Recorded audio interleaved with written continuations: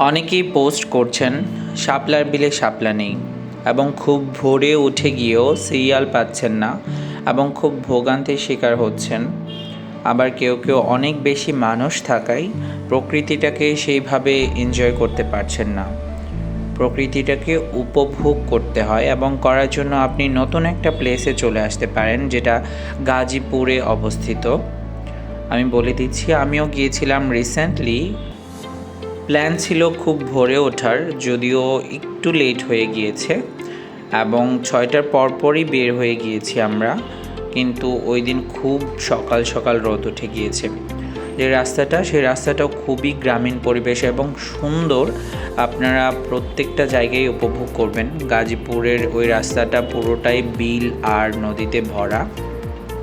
Joydebpur rail স্টেশনের পাশ থেকে অটোতে উঠে চলে আসবেন হারিনাল থেকে অটো করে আপনারা যেতে পারবেন শাপলা টেক দেউলিয়া বললেই হবে, কারণ এখন রিসেন্টলি এটা একটা ভাইরাল প্লেসের মতো হয়ে গিয়েছে। আগে কখনোই লোকজন যেত না, এবার মনে হয় প্রথমবার ওইখানে লোকজন যাচ্ছে। ওদের সব কিছু দেখে যেটা মনে হলো, একদমই গ্রামীণ পরিবেশে ওই নদীটা।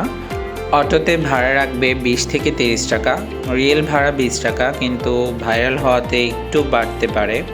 আমরা যেদিন গিয়েছি সেদিনও মোটামুটি ভিড় ছিল। আমরা যাওয়ার আগেই বেশ অনেকজন চলে গিয়েছিলেন এবং আমরা আসার পরও অনেকে আসছিলেন। ওইখানে গিয়েই আমরা একগুচ্ছ শাপলা ফুল নিলাম এবং একটু ভিডিও নিলাম।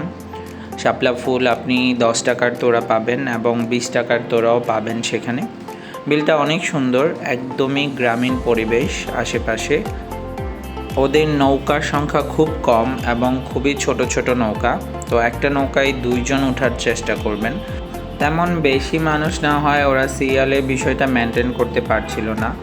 এবং নৌকার ভাড়া সম্পর্কে বলবো খুবই কম, আপনি নিজের ইচ্ছে মতো দিতে পারেন এবং তারা নিজেরাও বলে যে আপনার ইচ্ছে মতো দেন। নৌকোর মালিক এবং আশেপাশের সবার ব্যবহার খুব ভালো ছিল।